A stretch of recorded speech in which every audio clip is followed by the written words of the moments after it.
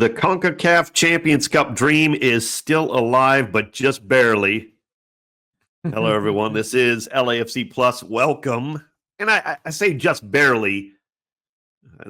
We'll get into that. Not really, but actually, it's just kind of a tale of two legs in that series. No surprise there, really. He is Mario Ruiz. I'm Dave Denholm. This is LAFC Plus. And Mario, we jump right in.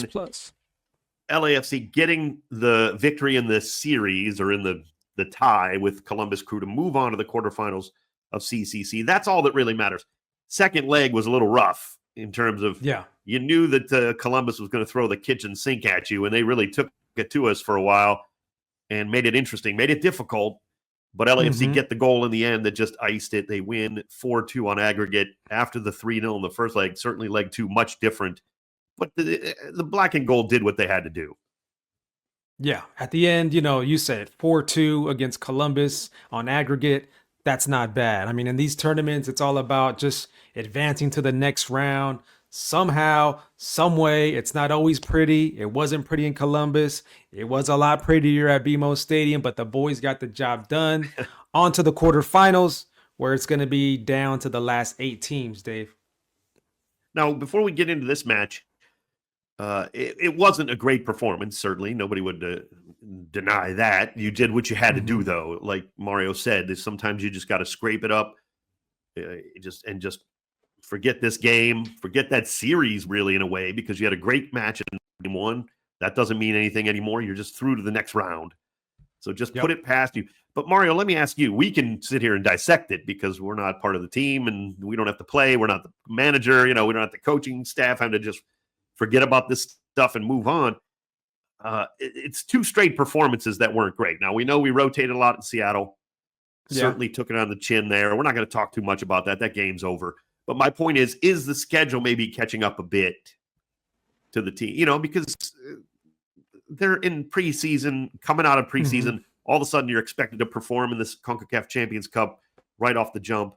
You're expected then to just hit the start of the MLS campaign squeezed in with all that CONCACAF Champions Cup.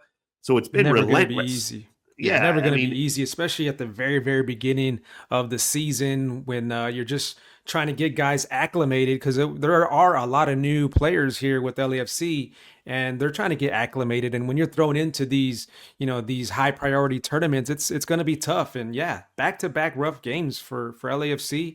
Let's not lie about that. Conceding 7 goals in those last 2 matches, that's not typical for LAFC, especially defensively, conceding 7 goals in 2 matches. Not too pretty in Columbus, not too pretty in Seattle before that. But a lot of lessons, I think, are being learned, hopefully, going forward from here. It's very early in the season.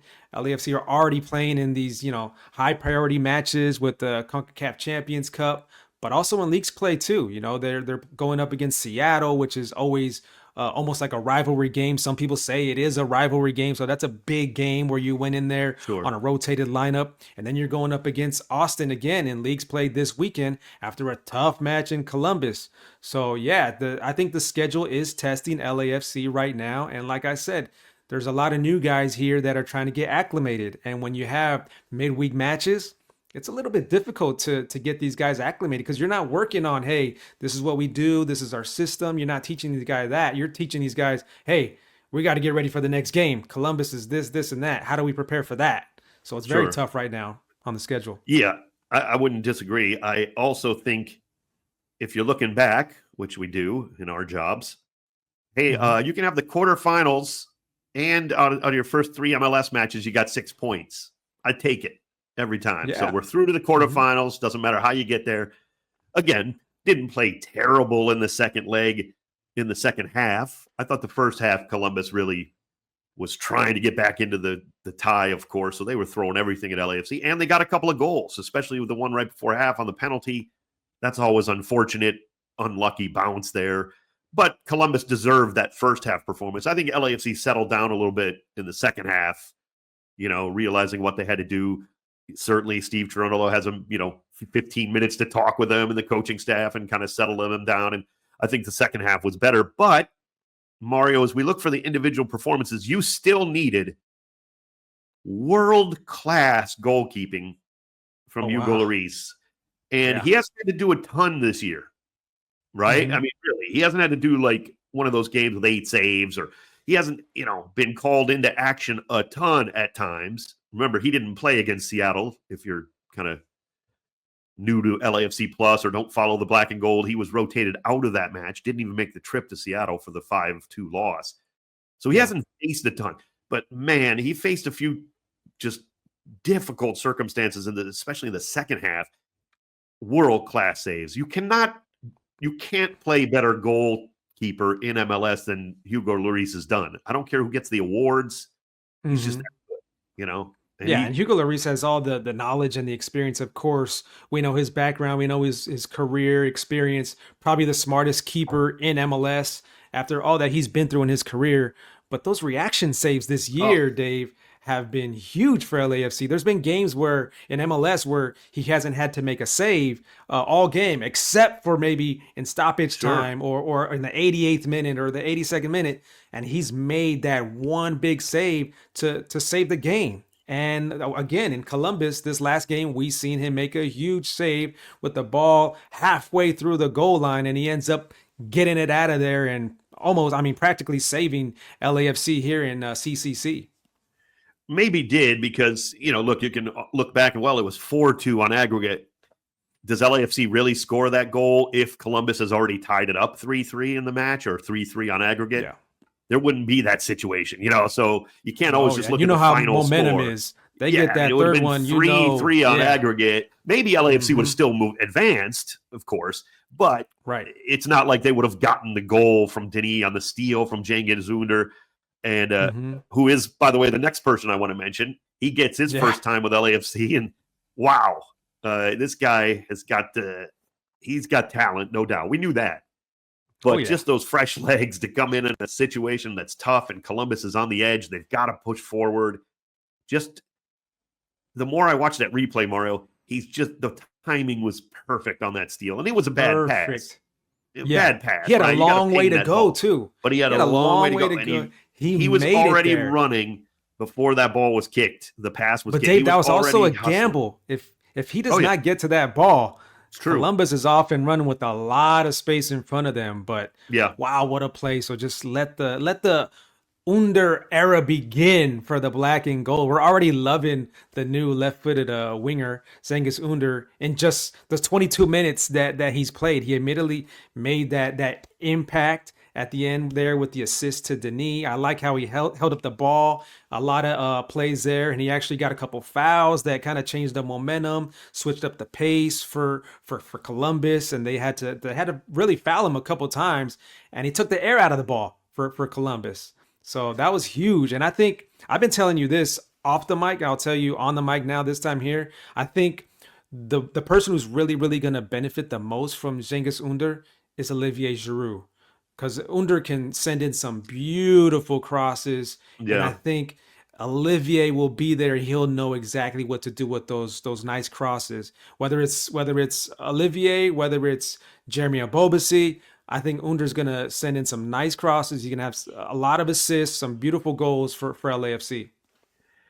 Well, it's an embarrassment of riches on the right wing because the other player who I thought we should highlight, of course, Hugo Lloris saved maybe this tournament really and made some great saves. Ünder with his hustle just to kind of wrap it up.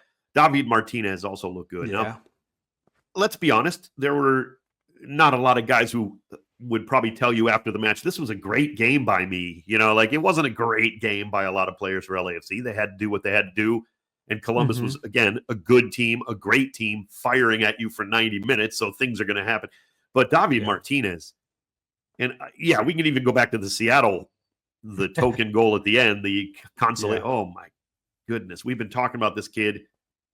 If you're new to LAFC, like if you're part of the plus here of LAFC Plus and you don't follow the black and gold, David Martinez is so special. 19, just turned 19, not a couple weeks ago. He's not like he's about to be even 20 years old. He's 19 for the whole season.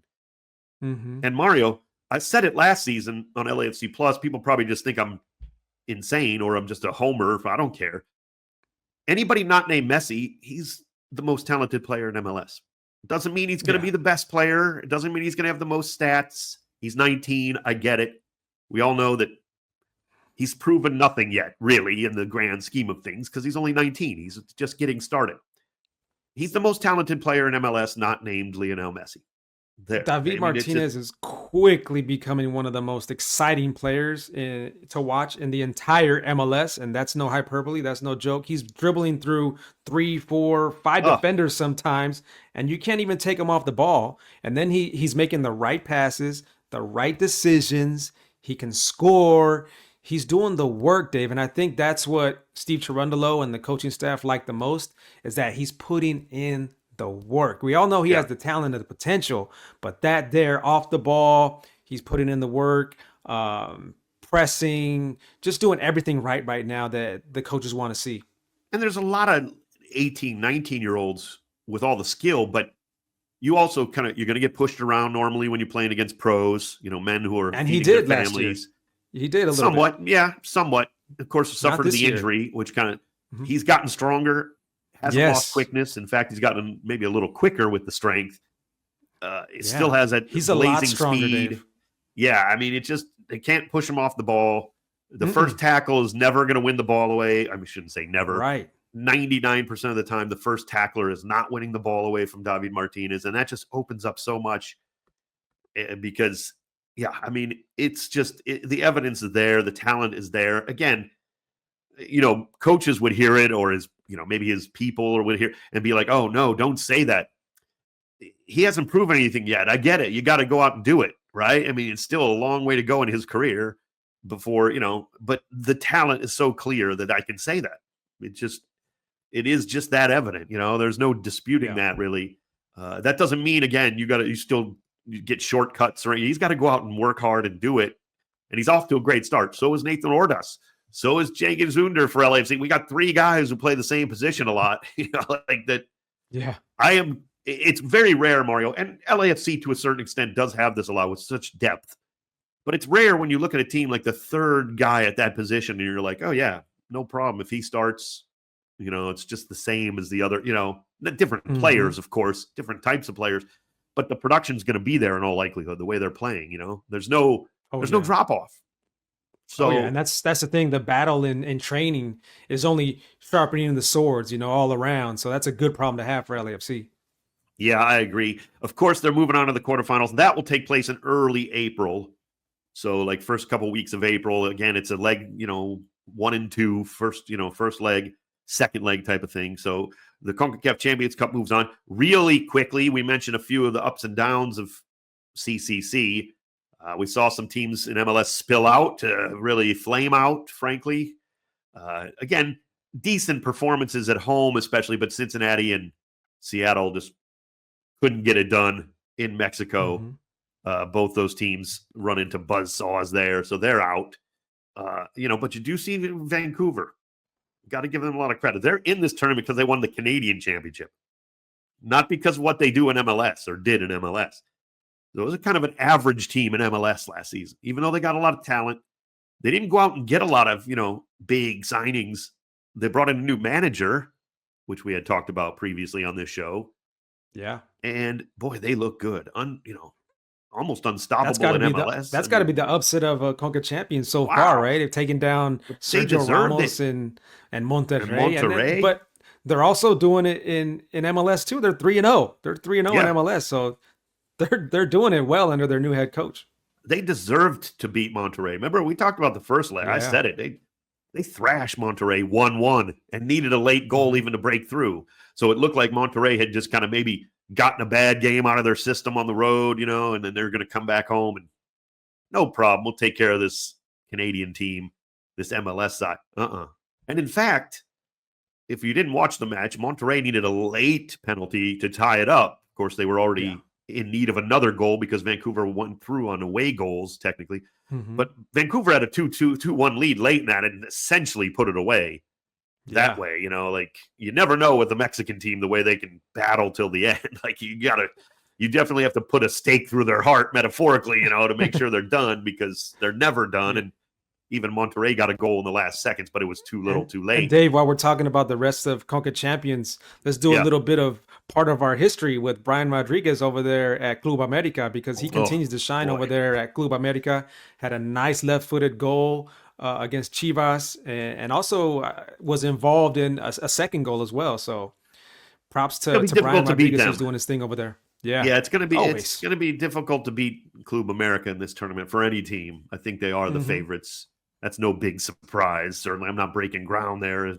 Mario's right. They just so loaded, and they dispatched Chivas like they weren't even there in the second leg. Just such a. And now Chivas got a red card. Of course, that does change up a lot. It's not like it.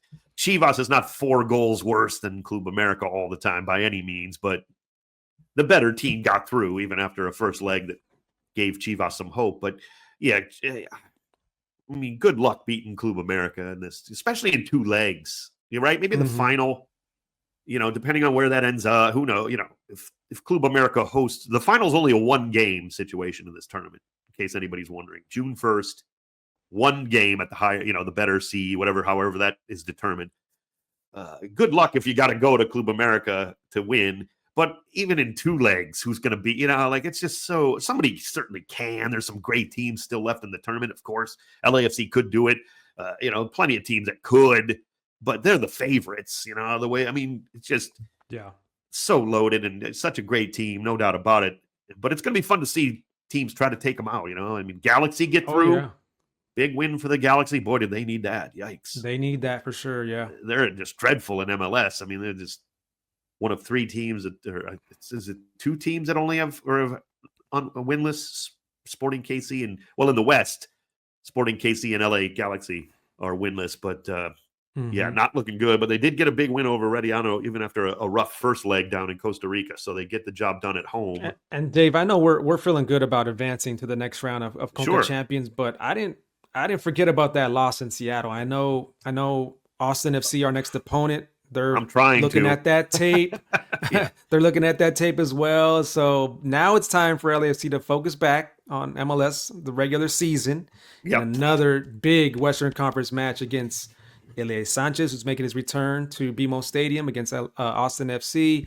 And, there's a FIFA window here coming up here. So it's all about taking care of business domestically, I think, here for LAFC right now, getting back to those one game a week for LAFC and preparing for these MLS matches. Yeah, Mario's right. The schedule, while it kind of eases in the sense of how many games, the problem is we got this home game against Austin coming up Saturday. We'll be breaking that down against the Verde here in just a moment. But then that leads into, Mario, a tough stretch of 3 straight road games, all on the weekends. So again, because now you got a couple weeks off of CONCACAF Champions Cup, little easier schedule, but then you're traveling so much, including a road game in CONCACAF in the quarters at some point amidst that. So you're talking, after this Austin match, 4 out of your next 5 are on the road. Oof. 4 out of 6, whatever, but 3 in a row here in MLS. This is an interesting stretch. Yeah. Because these, even no disrespect to any of these teams who can certainly beat LAFC on any given day. We know that about MLS. But these are all winnable games, even though 3 of them are on the road after Saturday. All 4 of these. That's why it's important to take care of business at home as well. Yeah, absolutely. You got to. Yeah, this Saturday game is massive against the Verde. But all 3 of those road games at Sporting KC, we've outlined a little bit of their trouble. At San Diego, well, that's just going to be a insane match with the first Southern California derby between these 2 teams. And then at Houston, who's always tricky, but it's not bad weather yet, right? We're not playing in 108 degrees, and Houston's kind of still finding themselves, to put it nicely. So, possibilities there, even on the road, although that's never been a great place for LAFC to go, frankly. It's been a house of horrors for LAFC at times. So an interesting stretch coming up, because you cannot just discount MLS. We always talk about this too. Yeah, you're wrapped up in Champions Cup, and that is the most important thing. You want to win that dumb thing to get to the Club World Cup, and all that money, Mario, that FIFA laid out, $1 billion of prize money for the Club World Cup. Wow, that's not gonna shrink for the next time either. You want to get to the Club World Cup because there's a pot of literal gold at the end of it for you if you make it. So CCC is the most important, but you can't be dropping points. And LAFC is off to a good start in MLS. Let's keep that going. The Verde, Mario, come in with 1 win and 2 losses, all of them 1-0 games. So there's not been a lot of scoring between these. Not much. Yeah, they beat Sporting KC in the opener on a late goal. Then they dropped games to Portland and Colorado at Portland. Then they actually lost at home to Colorado.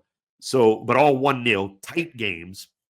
That's what we're seeing out of Nico Estevez, the former FC Dallas manager who came over in the offseason as the new manager after Josh Wolf was let go.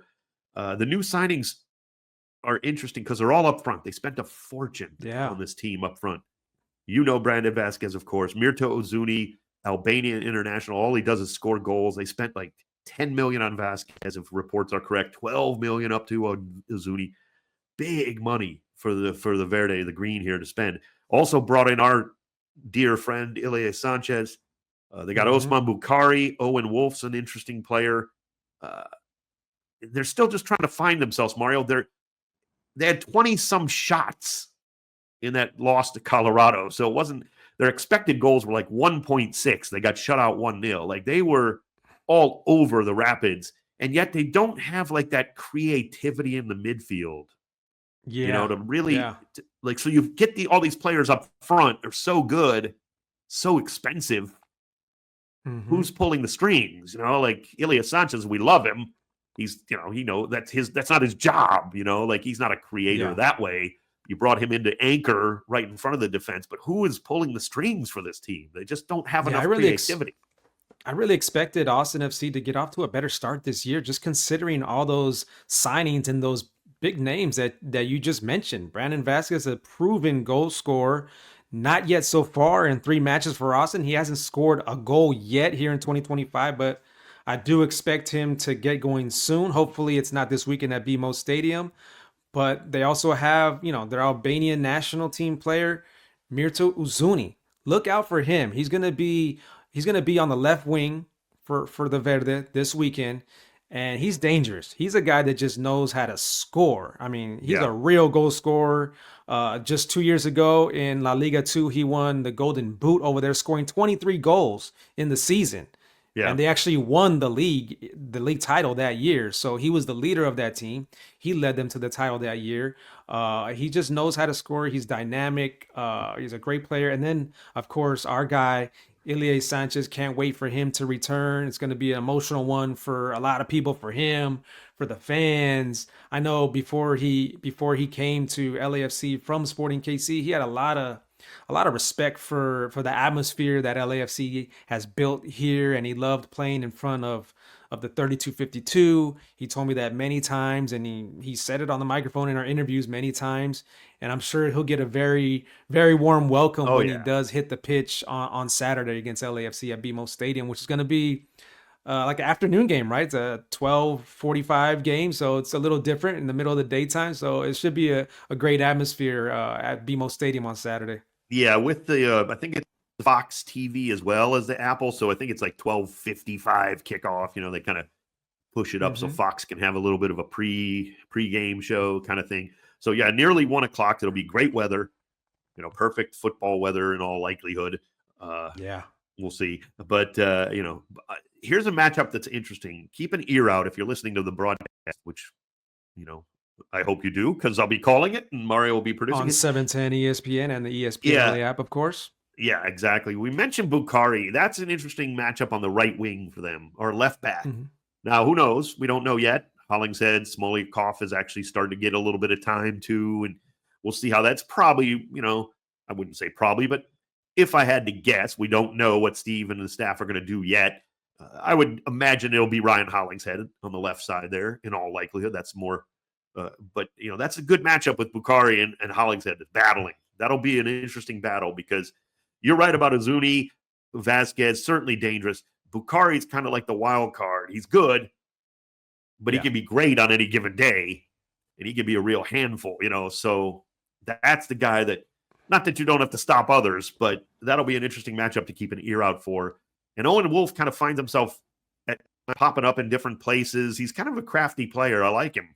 The former manager was his dad, of course, and yet he's still with the club. His father has moved on, but very interesting young player still. It seems like he's been around for 15 years already, but he's only, barely 21. Maybe is he 20, 21? Is he legal? I mean, in terms of, can he even go buy a beer after the match? Like, is he allowed to like go get a beer? Is it legal for him to do that? You know, like, I don't even know if he's 21 yet. It seems like he's been around forever, though. He started so young and good player, solid My guy player to look that out way. for is Uzuni, though. I don't think you're going to keep him quiet for much longer than what he has been so far this season. I think he's going to really have a good year for Austin FC. And if they really want to do big things, they're going to need their big money DP star, Uzuni, to have a big year. I think he will. Yeah, I agree with you there. So it is going to be an interesting matchup with the Verde.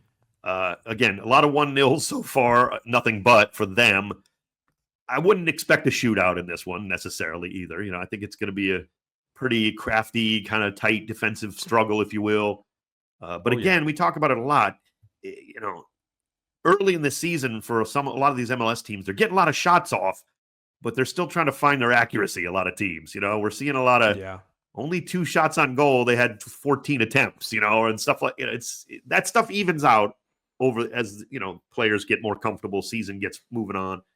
That does even out a little bit. But right now, it's been tougher for teams to kind of put shots on goal and really create a lot of, you know, scoring chances. We've seen a few matches, of course, where the goals, they've exploded a little bit, but it's kind of been more kind of keep it to close to the vest a bit. And I think this game might turn out that way too.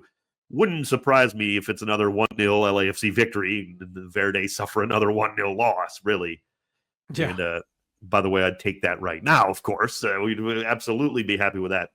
Speaking of the rest of MLS, part of the plus of LAFC Plus, we always pick a few matches that we want to talk about and kind of highlight for this Mario match day 4. Can't believe that's true. We've been at this almost a month already in this season. That's We're amazing. rolling, baby. We're rolling. Love it. Love it. Mario, you picked some very interesting, 2 interesting matches here. First in the East, we'll start with that. Charlotte versus Cincinnati. Why are you so intrigued by this one? I just really like Evander right now for Cincinnati. The way he's playing, he's another one of those can't miss type players right now in MLS. Not only can he score, you know, just spectacular goals, but he can send some beautiful passes in too. And he made an amazing long ball assist to Kubo last weekend.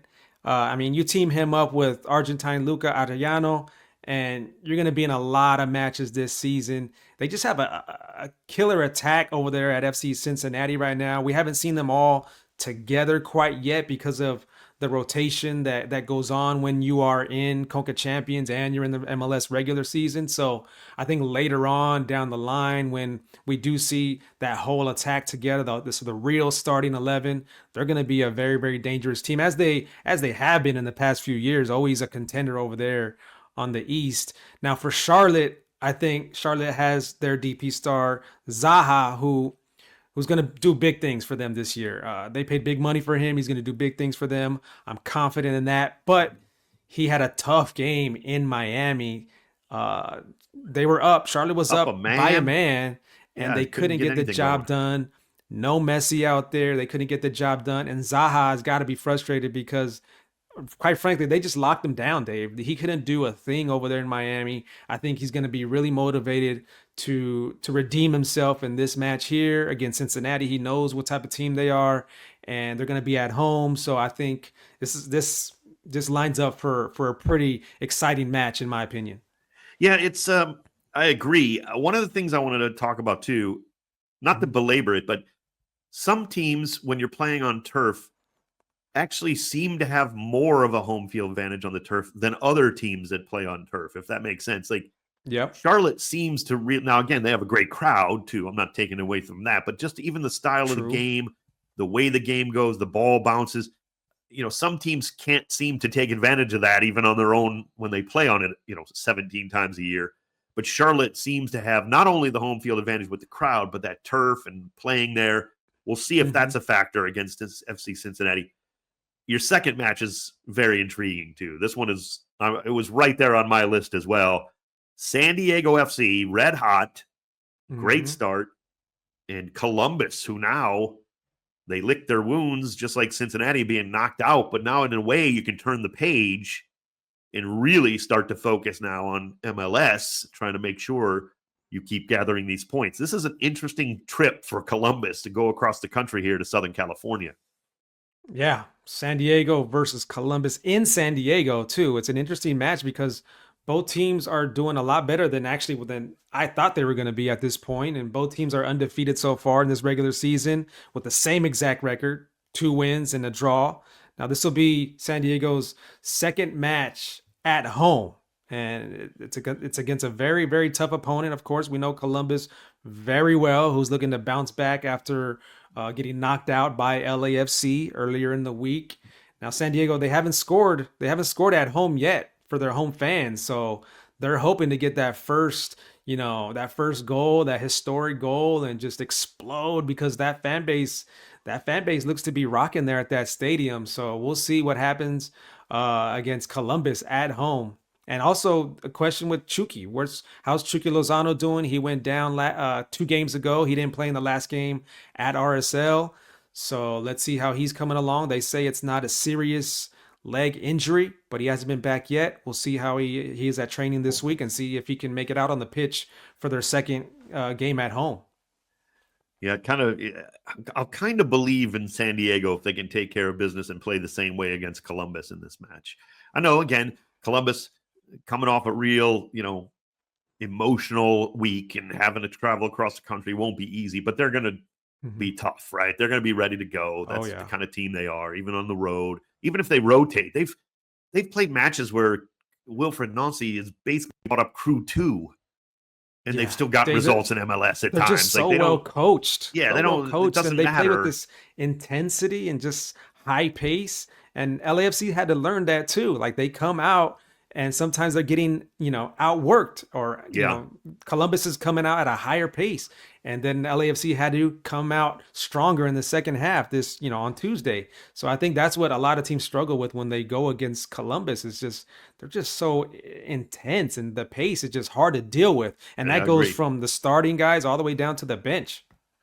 Yeah, I agree. And also it's a clash of styles, but it's in a way they're both similar. Like they're going to want the ball, both these teams. So that's going to be interesting because a lot of times we'll see a team, okay, you go ahead and have the ball. We'll hit you on the counterattack. This is what LAFC does a lot of that too. I mean, every team has different kind of styles sometimes, but they do have things they rely on. Both these teams want the ball. So it's going to be very intriguing, this matchup. I think it's a great choice, Mario.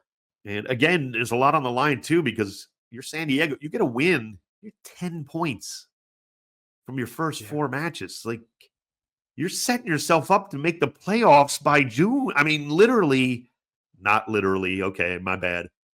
But you get my point. Like, it buys you a lot of time and a lot of, eventual struggles, which teams do have, no matter how good a season you have, to kind of fight your way through. If you're on 10 points from 4, that's not a good start. That's legit. So yeah. It's a big, big match. Now, again, a draw might be a great performance too. You never know, but I'm not taking anything. And even if they lose, but if you play well against Columbus, like it still can go a long way, Mario. This is a very telling match for San Diego. Yeah, and when you're at home in MLS, you have to win those matches. You have to rack up points at home if you want to do well in MLS. So for San Diego, they got to make that their fortress, right? They haven't scored yet. Let's get that first goal. Not let's, but let's see if they can get their first goal there at San Diego, and see if they can make that their fortress, because they got to do well at home. They have the fan base there already. You could see it already. They got to give them the goals there at home. Yeah, I agree. My 2 matches are similar because one team in each is the reason I picked this match, for similar reasons, I should say. NYCFC will be hosting New England Revolution. Normally, if you're an LAFC fan, East Coast match, Eastern teams, not going to affect our season too much, right? We do happen to play both these. One, of course, LAFC already played, and NYCFC, they will be playing New England coming up at New England, but that's not why I picked it. New England is on 0 goals scored in 3 matches. Ouch. They struggled last season, let's be honest. They were terrible. Oof. Caleb Porter, the manager, last season was new and said, hey, look, we got good players, but they're not my players. And I'm paraphrasing. I don't know if that's his exact quote, meaning I still need to make some changes. These guys are great players, but I got to, it's just, he needs time, right? Well, now you've had another offseason. They spent huge amounts of general allocation money they on made changes. They made Campana. changes, Dave.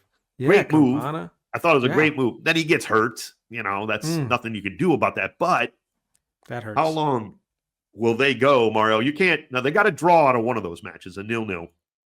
So they do have 1 point, okay? But how long you go, you got to start scoring goals, no doubt about it. We know that. But it's more just, and then it's Sporting Kansas City, same kind of thing. Now, Caleb Porter's won 2 MLS Cups. Peter Vermees is a champ. I mean, I'm not trying to say these managers are going to be fine, but Sporting Kansas City hasn't won a match, I don't think, since last September. It's been a double-digit streak. They're winless, and they're hosting Minnesota United, who has no fear going on the road to anybody in MLS. And, obviously a Western Conference rival. Yikes. What I mean is not about, I'm not trying to say, the coaches are on the, your season can be derailed pretty quick here in these type of situations. You haven't scored a goal in 3 matches. If you can't get a goal on the road in that weird stadium, the weird confines, the NYCFC, that's never an easy place to play. Or if you're Sporting Kansas City and you can't, you're 0-3, you lose another one. These seasons can spiral out of control for these very reasons. That's why these 2 matches are very intriguing to me, because it's time to turn it around for these clubs. When you're playing that bad, Dave, and you're not scoring goals and you're not getting wins and it keeps on happening, somebody's got to take the fall, and the head coach has to be that person. So heads will roll if this continues for both of those teams. And, Vermees is a great coach. Like you said, he's a great coach, but at the same time, this can't continue for any longer, especially with a club like that, like Sporting KC, who has won trophies, is used to winning trophies. That supporters, they're not going to support that at all. No, they can't be there for much longer. That can't happen much longer, Dave. You have to turn it on. And, again, the goal scoring thing will work itself out. It's not about that. It's about getting results, right? Whether it's 1-0 or 5-1, a win is a win at this point for these type of teams. But, we saw LAFC struggle to score last season, Mario, right? With all the cachet LAFC has built up, and Steve Cherundolo, champion, supporter shields, MLS Cups, fans were going nuts because they didn't score in 3 straight matches. Oh my gosh, the world is falling apart, right? We're having these are not teams that have the cachet of LAFC built up either. They don't have that in the back pocket to fall back on, knowing you're a great team. It's just the highs and lows. I don't know that these are highs and lows for these teams. These might just not be very good, and that's what I'm concerned about. That's what I want to see out of these, especially next couple of matches for these teams. But it's, we'll start with this weekend. That's why I pick a New England team with only 1 point and 0 goals, and Sporting without a win. Those are intriguing stories to me for these reasons, so to speak. Might not be the most pretty games to watch if you're a fan and want to go watch matches, but keep an ear out or an eye out for those kind of storylines. That's what I was pointing to with these. So that's where we're at. LAFC Austin Saturday against the Verde at BMO Stadium. Afternoon game. We don't hate those. It's always nice to get a little change of pace every now and again. That will be nice. Under the sun, that will be nice. Yeah, we'll see. I mean, some people don't love it for their weekend and trying to plan, so it's not like MLS throws a team 15 of these things, but occasional afternoon game never hurt anyone. And airtime at noon Pacific. It'll be a longer pregame coming up on 710 ESPN and the ESPN LA app if you want to listen in. Noon on Saturday, noon Pacific, LAFC in Austin at BMO Stadium. Should be a really good one, Mario. As always, episode 46 in the books, man. It goes fast, Mario. Love talking with you about MLS and, of course, the black and gold. Take us out of here, brother. Great show, man. Yeah, I'm looking forward to it, Dave. It's a big Western Conference matchup, regular season matchup. LAFC got to continue to rack up points there. Austin FC, LAFC, and of course, the return of Ilie Sanchez. I'm really looking forward to slapping hands and giving him a hug and saying, we're coming after you, Ilie, for this one. I hate to say, but we're coming after you, Ilie, on this one. So yeah, join us on the pregame show on 710 ESPN and the ESPN LA app at noon. We'll see you there. We'll catch you on the next LAFC Plus. That's Dave Denholm and Mario Ruiz. Peace.